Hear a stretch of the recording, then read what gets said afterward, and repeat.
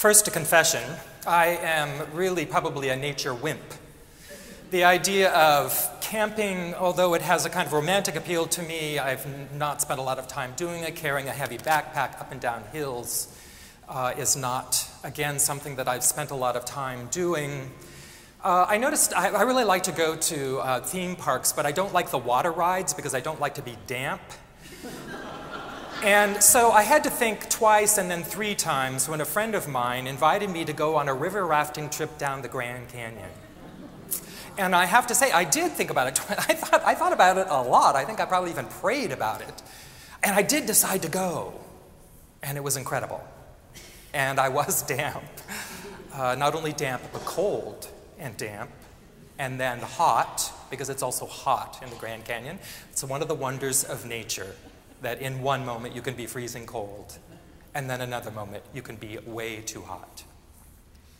Now, having said that, I do take some credit for my greenness. Even though I live in a building that pretty much, in downtown Oakland, that pretty much takes up the whole plot of the lot that we're on, so there isn't really a lot of room for gardening, we have an amazing number of plants. Inside our apartment, right outside the kitchen window, which we call the lanai, in the back area where the trash is stored. We've cut holes in the concrete and planted trees. We've cut holes and put in planters. We put a trellis on the front of the building, and now there's a big, huge vine on it. So perhaps that is my green cred. I don't think in this particular congregation that I need to convince you that there's a problem with the earth. That we could make a big long list, and Paul has mentioned some of the concerns that we have about the quality of the air, the quality of the water, the way that greenhouse gases are warming the planet up. It goes on and on, overpopulation, the use of pesticides. I don't think I need to convince you of that. I do think that as people of faith, that we have a particular responsibility, well, maybe not any more particular than any other people, but I think our faith calls us to a bigger view. It calls us outside of ourselves, to a concern not just for us and ours, but for the larger community. And you don't have to walk very far on this earth to run into other people that you realize are your brothers and sisters, even though you're not directly related. I noticed as I was working on this table, and this is real sod, and I know that grass is a controversial subject in some environmental circles, but I felt it was one way to bring some of nature into this space, and I realized as I look around that other than the plants on the table, which are kind of neatly manicured, they're beautiful, but under control. We had a couple of plants that sat around for a while, but we didn't do a very good job of watering, and they didn't last very long. And I just noticed as I looked around that there wasn't anything that was growing. Now, this isn't an indictment at all, it's just a noticing that in many ways, I and we have separated ourselves from nature for a variety of excellent reasons. And that's maybe why it's important for us to call ourselves back to the earth. As I went to Home Depot and I looked at those rolls of sod, I thought, oh, aren't those neatly rolled and all that? But as I lifted them, they were dirty and heavy. Dirtier and heavier than I had kind of anticipated.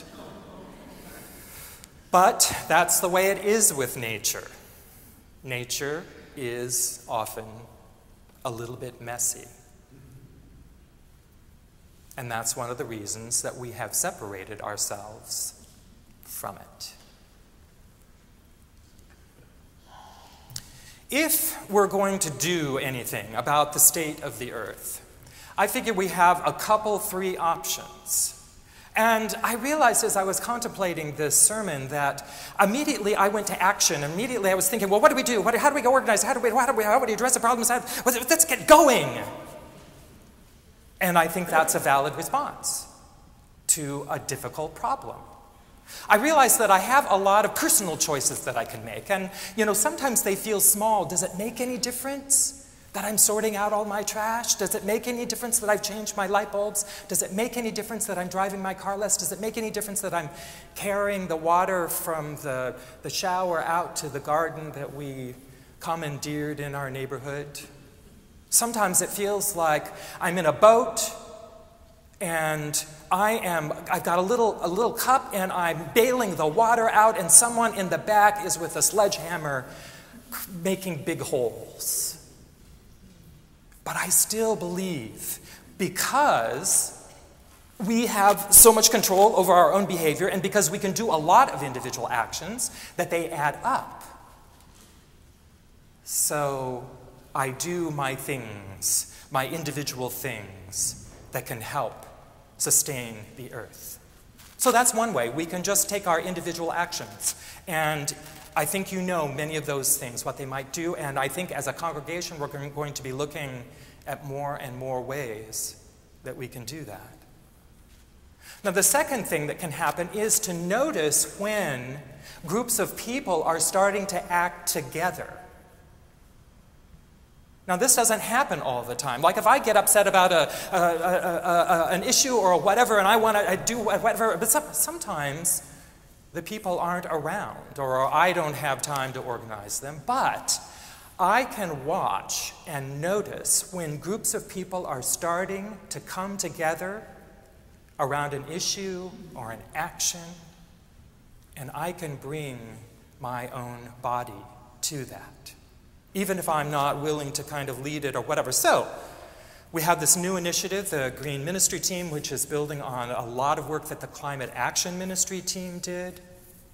And here's an opportunity where a group of people are coming together and I can add my action and my voice.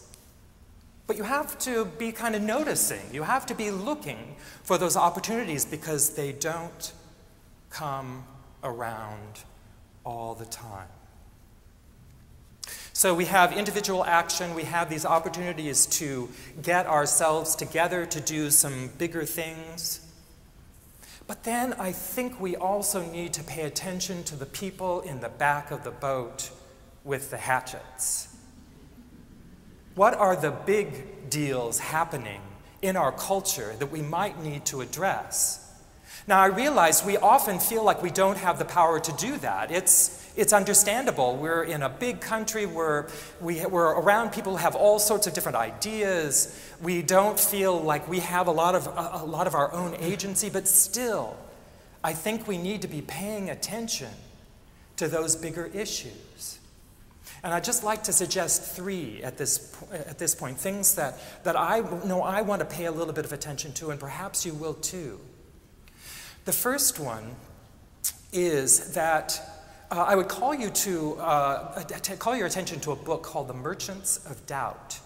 And in this book, a couple of researchers look back over the course of a number of years and a number of issues that have to do with the scientific view of what's going on in the world. A lot of them have to do with environmental issues. And what they discovered was that there are relatively small groups of people who are running campaigns to raise doubt about the science around certain issues. Now, we've seen this with global warming and with climate change. We've heard the voices of doubt. Can we trust the research? Even though, if you look around, you'll find that there's widespread evidence, widespread agreement among most scientists about the science. There are people, for whatever reason, and we can figure out, I think, what those reasons might be, have a stake in having us doubt the science. This has happened with a number of issues, and sometimes the players are exactly the same people or the same groups. So for us to just kind of notice that as people who embrace science, who appreciate that wealth of information that we've learned from scientific inquiry, that we need to be particularly careful and faithful to paying attention to the information and to notice when there are questions about it and whether those questions are coming from a place of principle. Another thing that we can do, of course, is to pay attention to the current election. And I'm not going to go into details about the various policies of the two candidates who are running for president, but I think there is a significant difference in the approach between the two political parties that have a lot to do with renewable energy and fossil fuels. Quite different, actually. And as I think I said in a sermon before, we have watched in this campaign that the issue of jobs has been used as a kind of a cover, in my opinion, for continuing to do things that we have been doing that are actually quite harmful to our environment. The climate action question, I think, is a big ship to be turning. And unless we start that soon, I just think it may be too late. And I think about these young kids who are at Head Royce who are going to be middle-aged in the middle of the century. I think about my newest great-nephews and nieces, and I think, oh my God. Oh my God. We need to take care of this huge resource. So even when we don't feel necessarily like we have a lot of power, we need to be paying attention to these bigger issues that are having such an effect. I would have us just pay attention to the ways that the fossil fuel companies are controlling some of the debate, the sorts of messages that the oil and gas companies are putting out about fossil fuels, about renewable energy, and how it might impact the future. That the use of power and money is something that as Christians we need to pay attention to. Because there's a consolidation of power that doesn't necessarily take into account the largest good. Now, because we are in the middle of a political campaign, we're quite focused on our country, but the air that we breathe and the water that rains down on us is not just ours. We are so intimately connected environmentally to the whole world. You know, they often say that the only way that the people on Earth would come together as one people is if there was some sort of alien invasion, where we would all turn together against the aliens. But perhaps the environmental concern is one of these things that might bring us together as a whole people, because these are resources that need to be for all of us. But what if action were not the only thing that we were supposed to do? You know, like I said before, I see a problem or whatever, and I want to get motivated and activated and involved and organized. But what if we were just supposed to rest and contemplate the awesomeness of creation?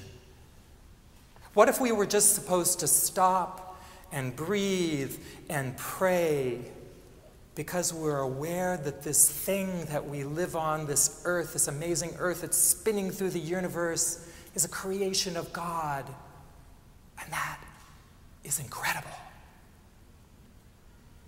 As we rafted down the Colorado River in the Grand Canyon, you had to be really careful to look forward and look sideways, and look to the other side, and look to the back, because there was a view in every direction. Someone described it as like going through palace after castle, after palace, after temple, after palace. It was incredible. We would lie out at night. Of course, there were no lights, and so you would be lying down, and there would be blackness where especially down in the canyon, blackness where the rocks were, and then just this oval patch of sky with the stars. And near the end of the trip, there was a meteor shower, and we just lay on our backs and watched the meteors go across this little patch of sky. I was up in the Redwoods a few weeks ago and on a retreat, and was sitting with a crowd of people, and we were sitting and talking, and I was just sitting there, and I kind of noticed that there was this little green thing crawling up my arm. Very tiny, very little tiny, one of those, I don't even know what it was, little tiny, like really tiny little green thing. Beautiful green, like iridescent green, an incredible color. I mean, this little dot of iridescent green crawling up my leg. And you know, even the body of this thing was so small, but I could tell it had legs. But it must have had really tiny little legs. And I noticed that those legs, you know, like, did that little bug have knees?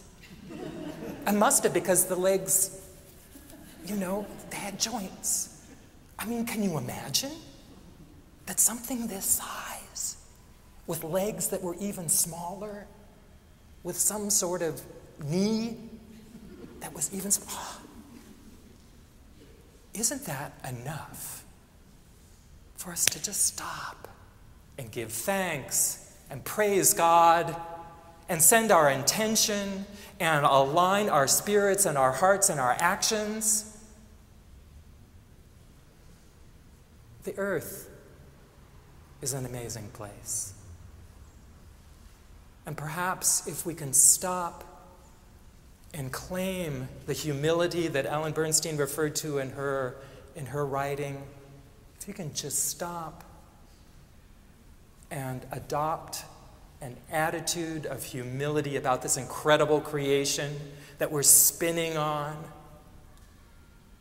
that things would change. Things would change. That is a gift of our faith and our belief, our pondering of the infinite, of seeing the bigger picture, and then the picture that's even bigger than that, and the picture that contains even that big picture. As far as we go in understanding the universe, there's still going to be an infinity beyond that we don't understand. And that should give us pause. Amen.